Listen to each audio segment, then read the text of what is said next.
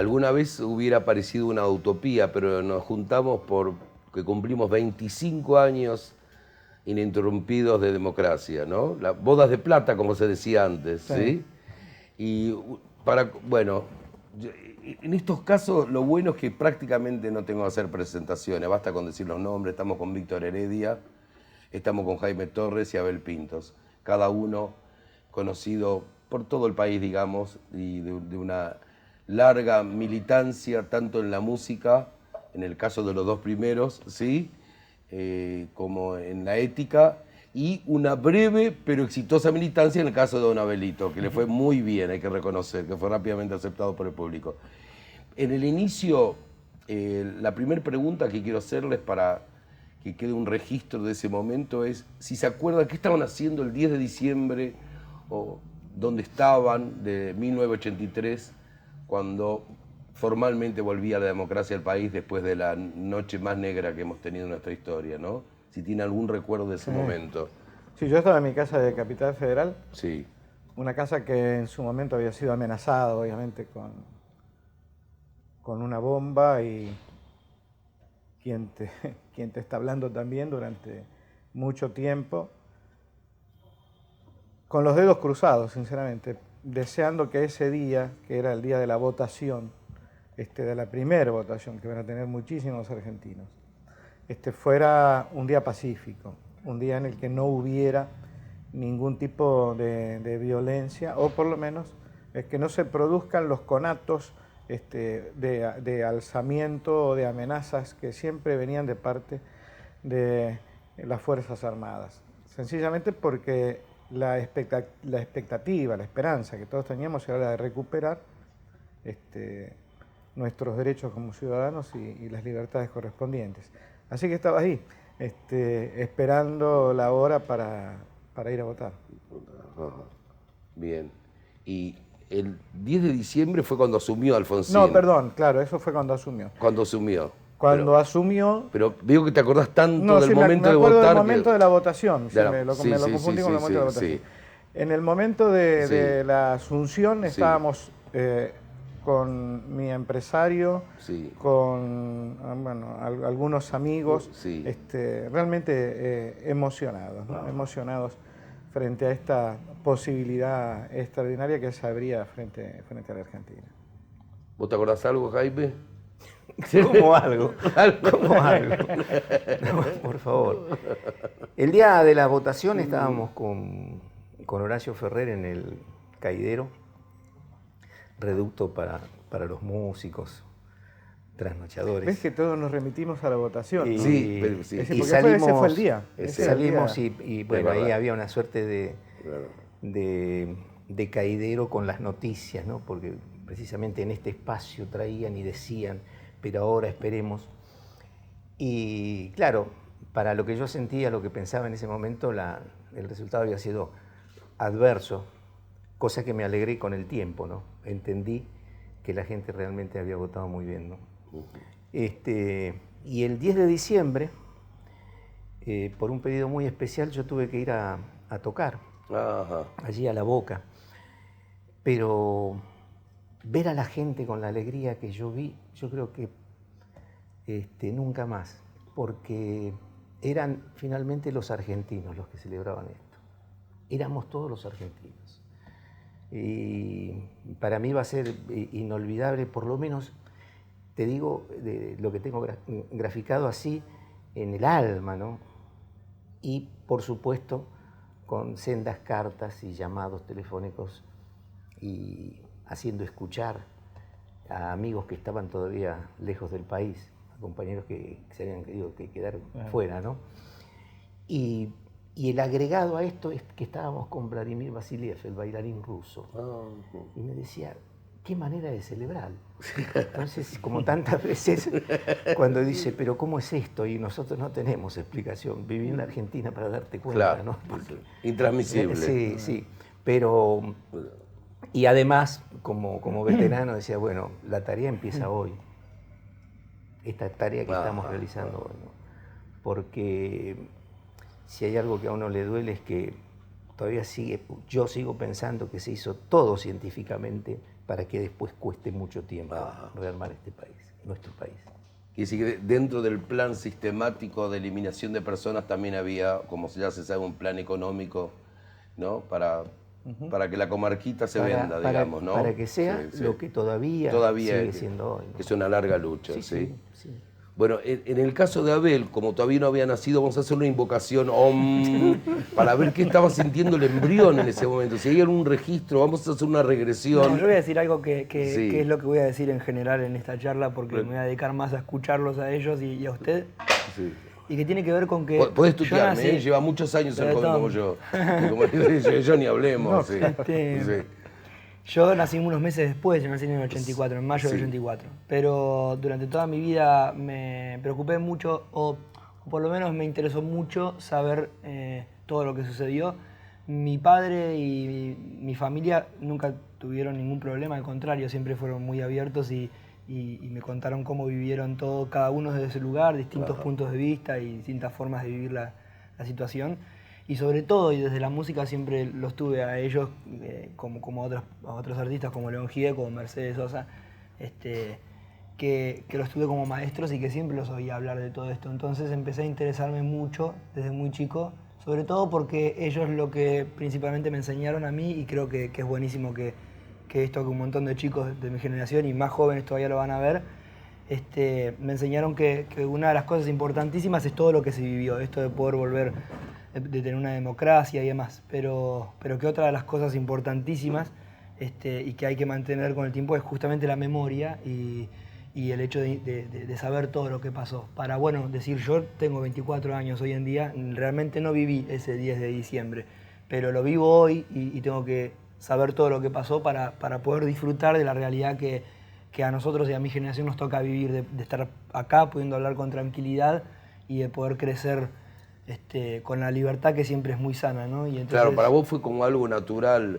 no sentir el pánico y no tener terror ni al ejército, ni a los policías, no, claro, ni tener, digamos, amigos desaparecidos. Eso lo supiste por historia, digamos, pasó, pero... Yo tengo un poco un temor grande y que siempre lo digo en las notas o cuando hablo con mis amigos y que tiene que ver con que pienso que es importante la memoria y es importante el estar siempre atento.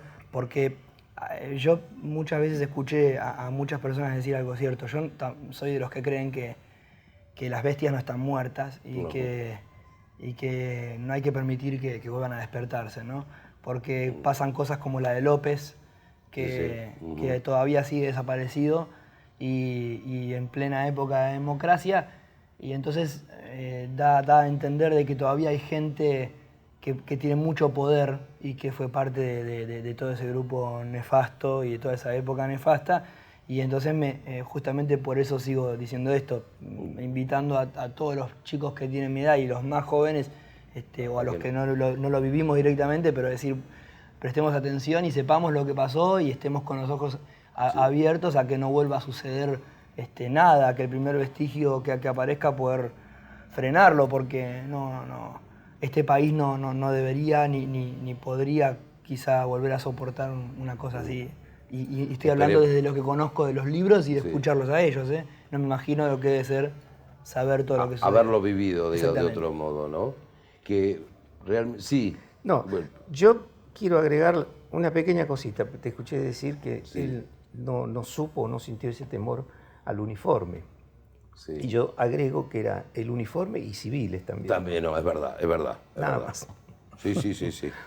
Que era muy grave. Yo lo puse como metáfora, digamos. Quizás, uno pasa por la calle, ve un policía y no da el miedo que daba antes.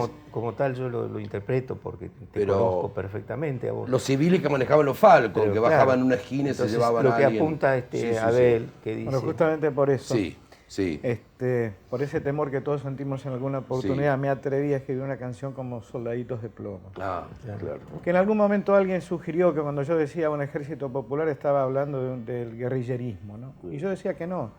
Y siempre lo digo y insisto, cuando escribí Soldaditos de Plomo lo hice con la intención de que, a pesar de todo lo que habíamos vivido, lo que teníamos obligación los argentinos, era recuperar nuestra simbología, la simbología.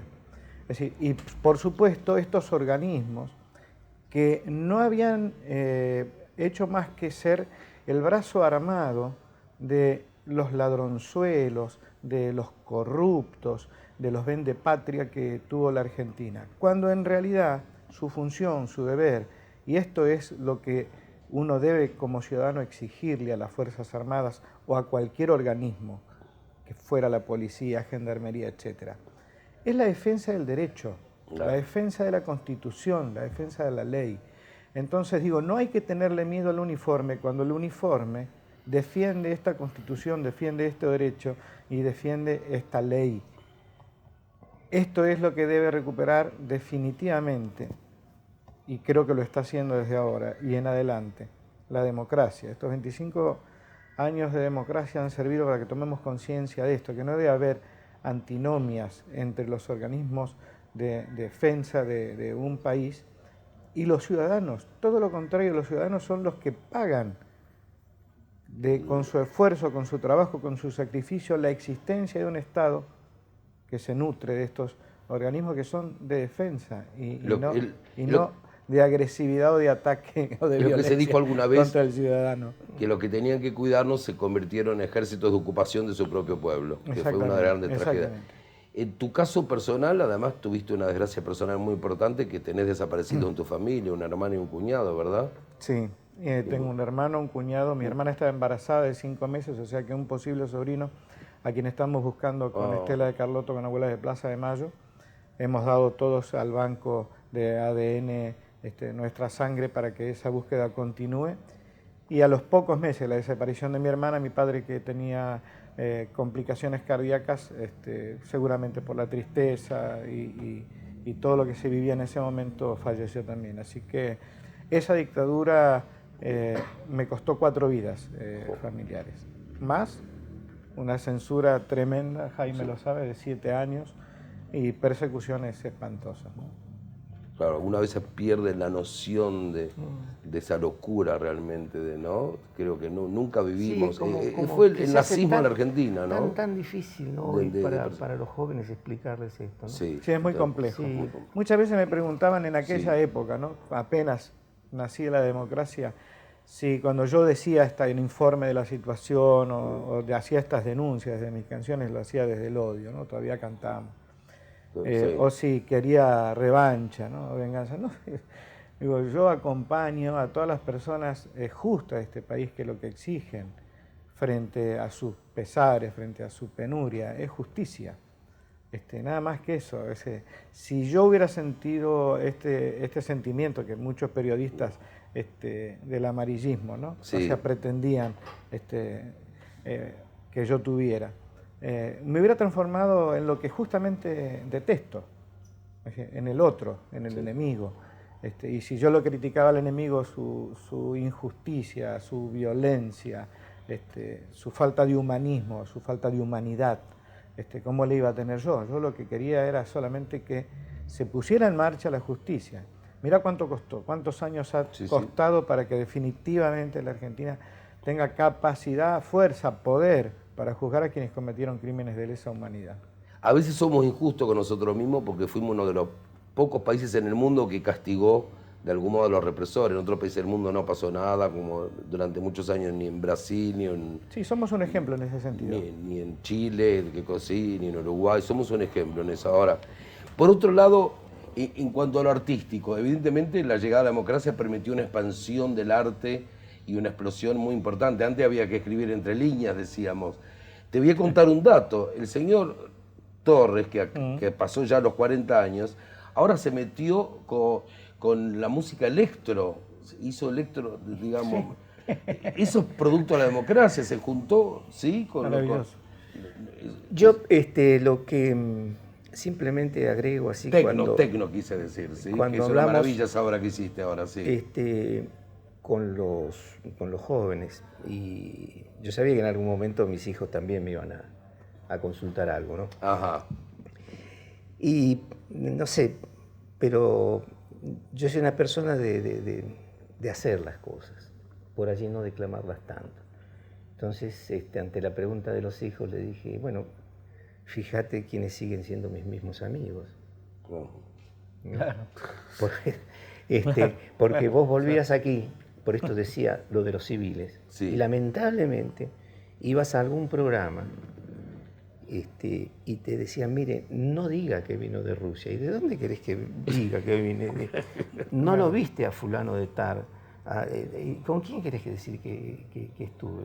Yo me fui a Niterói a escuchar la Mercedes, por ejemplo, y nos encontrábamos con el Tata Cedrón, es decir, casi pasaba por París para abrazarlos. Entonces, quiero decir simplemente que en el caso particular mío, siempre me ha caracterizado el hecho de hacer las cosas, ¿no? Yo creo que se hacen, mirá, así como explicaba bien recién lo de los soldaditos, Sí. Víctor, nosotros en ese momento teníamos un encuentro de músicos y de paisanos. Y era uno de los pocos lugares donde podían juntarse 3, 4, 5 mil personas totalmente admitidas. Y lo que nosotros no queríamos era que la memoria, que la conciencia se apagara, que la conciencia empezara a tener ese temor a ciertas cosas. ¿A qué época te estás refiriendo? Y el 76, 77... Entonces, una de las personas que precisamente nos acompañaba al frente de todo, de este Sí. tantanaco y que se hacía en Humahuaca, era Jaime Dávalos. Fíjate que de allí nosotros conocimos, por ejemplo, al perro Santillán, claro, en esos días. Entonces, simplemente esto, ¿no? Yo creo que en el caso de Víctor en particular, yo quiero destacar de él, en esa época estábamos con el mismo representante. Claro. Pero no era porque sí, había una coincidencia, ¿no? Sí. No era una casualidad. Sabían quién podía Pero cuidarlos. además, ¿quiénes trabajaban allí? Perfecto. Claro, entonces, y en el caso mío no pude hacer nunca ninguna canción, pero sí tratamos... Pero usted hizo mucho desde otro lugar. De alguna manera mantener viva la esperanza, la posibilidad de juntarnos, de hablar, ¿no? Cosa que, por ejemplo, hoy se practica tan poco. Yo no hace tanto lo llamé un día a Víctor, le digo, ¿qué tal? Che, me dice, ¿pasa algo? No, le digo, hace tanto que no nos vemos. Claro, por lo menos. Y la práctica esta de la charla, que es Sí. una de las cosas que a mí me quedan y me restan así para decir en este caso, ¿no? En estos 25 años, porque parecía que todo ya venía hecho. Sí, la época esto, el silencio es salud, decía la dictadura, puntualizaba tanto esto de los 25 años y de la manera que uno la alegría que te producía y el compromiso que comenzaba en ese momento, ¿no? Porque nosotros nos juntábamos de pronto en plena época para saber de compañeros de algunos gremios, ¿no? Yo no tengo por qué aclararlo, pero... Para tener noticia de quién estaba, quién no estaba. Sábados, todos los sábados. O quién necesitaba una mano, claro, una ayuda económica para salir del país o para ingresar al país. O sea, hubo un compromiso. Yo tengo un orgullo tan grande de los compañeros músicos de aquella época, los que estaban fuera y los que estábamos dentro, que habíamos asumido esta suerte de exilio interno. Yo, por obvias razones familiares, no me podía ir, tenía que buscar a mis seres queridos. Otros compañeros hacían su trabajo, su tarea en silencio para ayudar, y fue honroso todo lo que se hizo. Y digo que me siento orgulloso porque fuimos parte de la resistencia cultural de la Argentina. Y lo que provocó es esto que hoy decía Abel, que es maravilloso que un chico joven tenga esta conciencia a pesar de no haber vivido esa época. Es que todo nuestro pensamiento, lo que dijimos en las notas, lo que hicimos a través de nuestros conciertos, apoyando a organismos de defensa de derechos humanos, a madres, a abuelas, a la Asamblea Permanente por los Derechos, a familiares de detenidos y desaparecidos de la Argentina, etc. Nuestra defensa de los hermanos chilenos frente a la dictadura de Pinochet, nuestra ayuda, hemos trabajado juntos en muchos conciertos, dio como resultado la concientización de unas generaciones que de otra manera se hubieran perdido esta posibilidad y no le darían ningún tipo de importancia a la democracia. Creo que este programa tiene que ver con eso también, la intención de que esta memoria de lo que significó la lucha, la resistencia para conseguir que la democracia solvente 25 años, que fueron de sacrificio y que van a seguir siendo de sacrificio. Sí. No fue sencillo, ¿no? Fue muy duro. No es sencillo. Y ni es no para nada sencillo, al contrario. Al contrario. Lo que nos queda claro. Muy complejo. Lo que nos queda claro es que no tenemos ninguna duda sobre la opción. En esta confusión, en este desorden, no queda duda que preferimos la democracia a cualquier. Alguien decía en otro programa, ¿no?, que la peor democracia es mejor que cualquier dictadura, que eso no nos queda duda a nadie, digamos, ¿no? Este es el espacio donde un ciudadano tiene que moverse. Claro. Con sus críticas, acá está con su sus lucha, oposiciones, con sus desacuerdos. Los gobiernos no pueden ser perfectos. Porque el ser humano no lo es. No solamente por eso, no solamente por eso, porque de verdad... No tienen que ser perfectos, pero sí un poquito mejor. Un poquito mejor. Pero en realidad digo, porque es muy complicado para un país como la Argentina, que todavía padece de determinados poderes e intereses económicos que siempre la han usufructuado, la han violado, porque la Argentina ha sido violada por estos intereses. Llevar adelante un proyecto.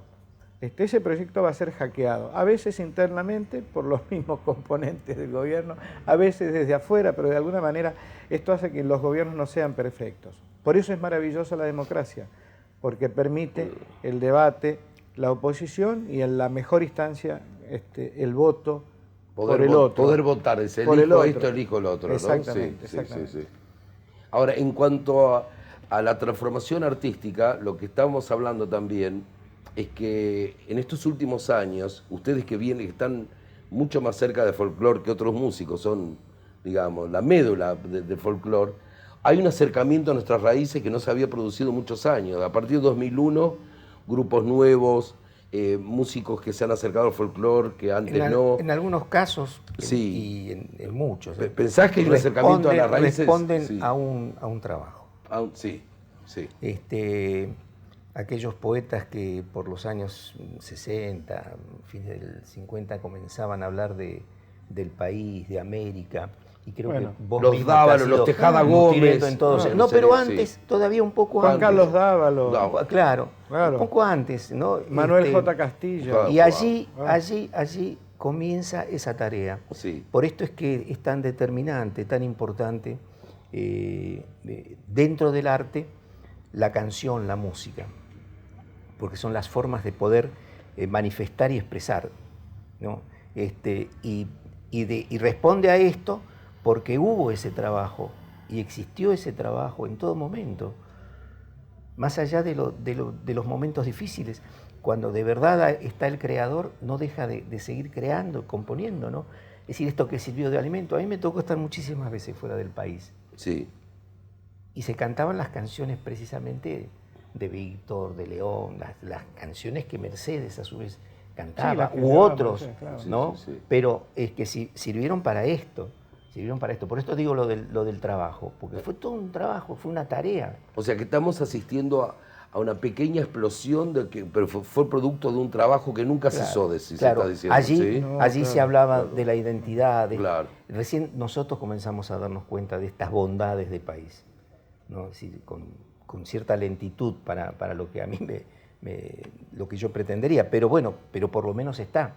Yo digo que antes te encontrabas en las rutas, generalmente hombres extranjeros con las mochilas. Ajá. Hoy te encontrás una purretada que son los pibes. Bueno, en el caso de Abel, por ejemplo, pero probablemente, digamos, había mucha más chance de que él fuera un rockero, digamos, y es un hombre del folclore, digamos, que pero hay muchos jóvenes que... Está muy bien, mira, a mí cuando vos me decís folclorista, a mí me da un poco de pudor, porque yo no soy un folclorista, yo soy un tipo que está más cerca del rock que del folclore, no sé por qué me ligan siempre con el folclore.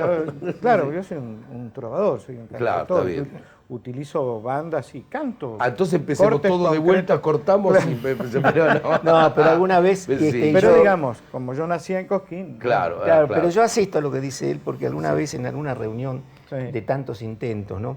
De cuna y todas estas cosas que hubo en aquel momento, en el año 80, entonces decía, la gente del folclore por ahí no lo tomaba en cuenta a uno o a otro, y esto no es bueno, es para nada saludable. Y entonces recuerdo perfectamente ahí en calle Belgrano, Víctor dijo, Pero yo quisiera saber, dice, entonces, ¿dónde me voy a colocar? Claro, O una ¿dónde cosa voy de esta. yo? Claro. Pero, ¿Dónde me van a poner a mí? Claro. pero mira, esto va más allá de esto, ¿no? Sí. De esta calificación, Muy bueno. porque es la gente la que determina y dice, Muy bien.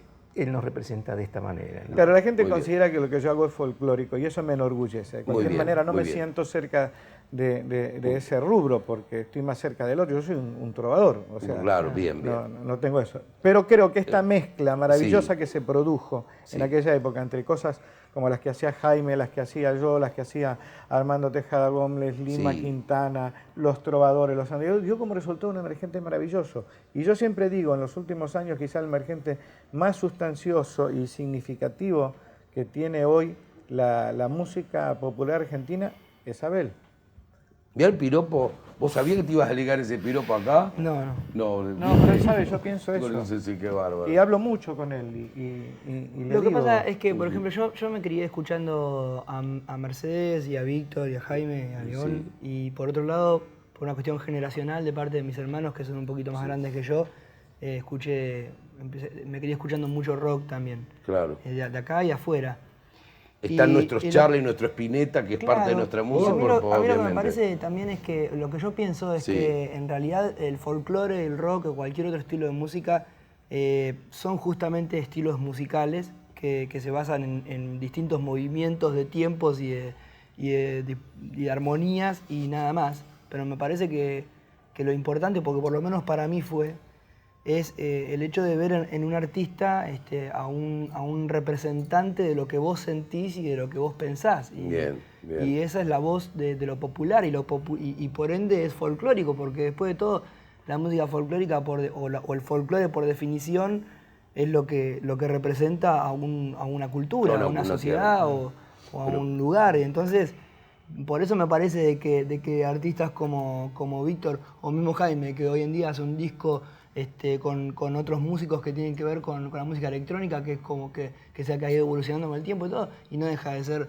el artista folclórico y el representante folclórico supuesto, que es, por pero supuesto. folclórico desde lo popular, desde que yo no puedo, o él dice, siempre estuve ligado mucho más al rock y sin embargo hizo una de las obras más importantes de la identidad latinoamericana, que es Taquiongoy, ¿no? Y con eso no solamente hizo la obra, sino que marcó los primeros récords de convocatoria en Luna Park, o sea, un montón de cosas muy importantes para la música, y no lo hizo desde un punto de pensar si es folclórico o no lo que está haciendo. Hizo algo popular y algo que representa el sentir y... Bueno, y entonces la fui ahora hay un útil, comentario Víctor, muy fui útil en gracioso. circunscribir y equivocarme en la denominación para que pueda decir bien Totalmente, lo tuyo. no, pero no te equivocaste, Bueno, está bueno, bien. Lo que bueno, pasa es que bueno, digo, sí. ligarme Está- solo al folclore es medio No, como... me Claro, parece que yo, a lo que yo bárbaro. voy es que no Muy hace bien. falta ligarse, Claro. porque de Muy repente bien, muy Jaime bien. grabó con Divididos, Sí, y cierto. Divididos estuvo el año pasado en Cosquín, y Ricardo Mollo es un tipo que le puso música a letras de Atahualpa, Claro. y que Maravilla. entonces me parece que eso es la cuestión popular. Después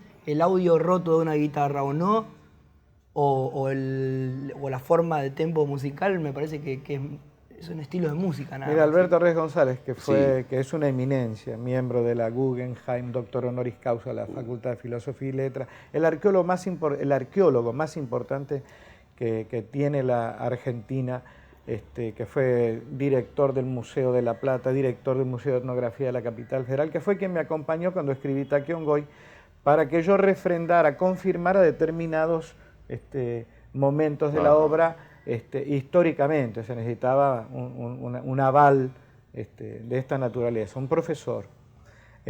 Cuando vino a escuchar la obra Taquiongoy al Luna Park, cuando la estrené en el año 1986, le pregunté, le digo, bueno, maestro, ¿qué le pareció? Y me dice, la verdad, ese es el primer rock arqueológico que había yo en mi vida. Qué bueno, rock arqueológico, qué bárbaro. Qué Fue muy mezcla de gracioso, tiempo, claro, muy fue muy bueno. gracioso eso, ¿no?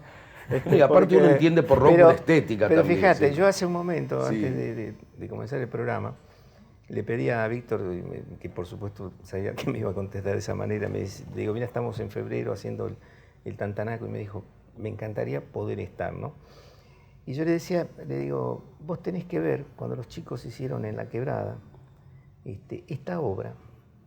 Chicos Yo chiquititos, no viví lo del Luna Park porque no estuve aquí, pero sí viví lo que pasó con esos niños, que bajan del cerro, que vienen de áreas rurales, hacerlo en el pueblo de Humahuaca, la obra. Qué va. Qué noticia para vos también eso, qué alegría. No, es maravilloso. Sé que esa obra me produce cosas extraordinarias. Ahora voy, invitado justamente por el gobierno ecuatoriano, a hacer la obra a mitad de año, en julio, con la orquesta sinfónica, que ahí se me está ocurriendo una idea ahora para que vos vengas. Perdón toda esta charla, ¿no? Qué útil es este programa. Para que cante, ¿no? No, porque es la Orquesta Sinfónica de Instrumentos Andinos. Entonces me está pidiendo esa orquesta hacer la obra ahí en el Teatro Sucre, que es uno de los teatros más lindos que hay en Quito, que es el Teatro Nacional de Ecuador, ¿no? Que nos perdone Mirta, pero este programa trae suerte. Vos traes suerte. Gracias. Vos sabés bien que traes suerte. Así que se me está ocurriendo que por ahí te podemos mezclar invitados. Bueno, y entró la gran palabra, la gran patria grande, Latinoamérica, ¿no? Porque con esto también estamos hablando de Latinoamérica, que es también una característica de estos años, una integración que no se había dado hace muchos años, y estamos hablando ya en términos de patria grande, ¿no? Al este fenómeno que se está dando de la democracia. Al respecto, Tom, te digo que debemos ir con calma, ¿no? Sí. Primero seamos buenos argentinos. Bien. Merezcamos este país realmente, que falta mucho, nos falta mucho. Y después sí, porque vamos a entrar con una identidad. Porque cuando nosotros hablamos de Argentina, generalmente lo hacemos desde la capital federal. Es verdad. Y nos olvidamos del resto de lo que hace el país. No nosotros, porque estamos permanentemente en contacto con autores, compositores, intérpretes, con gente del lugar. Pero falta una conciencia, pero muy grande de país, de esta democracia que estamos, que está instalada y que estamos viviendo. Porque hay cosas que se nos confunden cosas. Entonces hay por ejemplo, no hay institución en este momento. Vos sabés, ustedes saben, nosotros sabemos. Entonces, si bien es cierto, también tenemos presente y claro que falta, que es el tiempo, que debemos seguir trabajando, pero nos falta todavía un tiempo. Yo te digo, siendo hijo de boliviano, conociendo esta América del Sur, no te digo profundamente, pero bastante, y habiendo hecho algo con un instrumento que responde a una cultura, te digo, creo que no sé si estoy todavía totalmente capacitado para esto, pero sí estoy capacitado para la integración en mi país.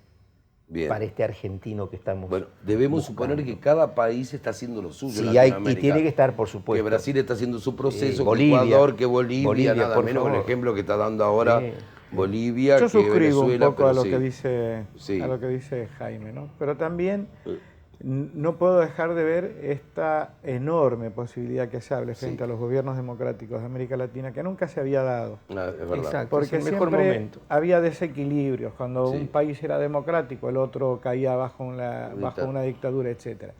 Hoy hay un conjunto de países que son democráticos, progresistas, porque así se han declarado, que entiendo que pueden conformar un frente muy importante para esta América, que cantamos hace tantos años, desde el de Tejada Gómez e Isela, ¿no? Todas las voces todas las manos todas. Yo creo que esta América que alguna vez soñamos, unida, hoy tiene una oportunidad extraordinaria. Y desde el punto de vista cultural, creo que todos podemos hacer un aporte maravilloso, cada uno de estos países.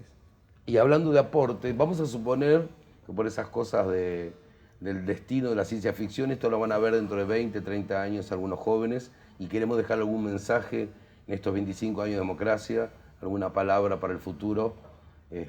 No es fácil esto que estoy diciendo, yo sé, pero bueno, ¿quién se anima a disparar el fuego? Sí. Yo le puedo decir a los chicos, dentro de 20 años o de 30 años, lo mismo que digo hoy. Si 25 años de sacrificio, de entereza, de concientización, lograron un espacio democrático en el que hoy podemos abiertamente debatir y elegir, ojalá que los 25 años que los encuentran a ellos frente a esta nota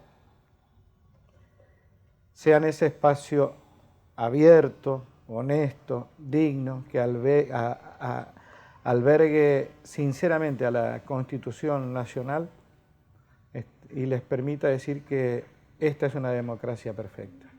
Muchas gracias. A mí me restaría decir que, bueno, cuando sea este programa, seguramente dentro de algunos años, nos van a encontrar en cosas muy similares, pero que sea esta la lucha, ¿no? Por este esclarecimiento dentro de este marco de legitimidad, que esto sí, es imposible trasladar y ni pensar absolutamente nada que no sea dentro de este marco, ¿no? Y que todo sigue siendo en base a un gran esfuerzo y a un gran trabajo y a una gran constancia, porque hace un momento alguien aquí también comentaba, ¿no? Sigue desapareciendo gente, y seguramente que esto es uno de los puntos más complejos que tenemos nosotros, y dentro de un tiempo, cuando lo vean, digan, bueno, pero esto se solucionó. ¿No? Buen deseo. Un poco lo que dije al principio, disfrutar de esto, pero desde el valor, desde dar el valor que se merece, y desde entender que el trabajo que ellos generaron, esta bomba que vos decís que se inició, ese trabajo se inició hace 25 años atrás, incluso mucho tiempo antes también, es decir, antes de que vuelva la democracia, cuando estaba todo el pleno proceso, todo este trabajo que ellos iniciaron, que fue muy grande frente a una adversidad muy grande y que hoy da sus frutos y que ya pasaron 25 años y que nosotros podemos vivir esta democracia. Vuelvo a repetir, hay que disfrutarlo y hay que valorarlo, pero también hay que cuidarlo y seguir construyéndolo, porque después de todo creo que como dicen ellos, la democracia hay que construirla día a día y con la conciencia a flor de piel, así que eso más que nada. Entonces podemos brindar por 25 años, ¿sí? ¿No es cierto? Muchas gracias. Muchas gracias. Un gusto de estar con vos. Igualmente. Gracias. Gracias. Salud, paisano. Gracias.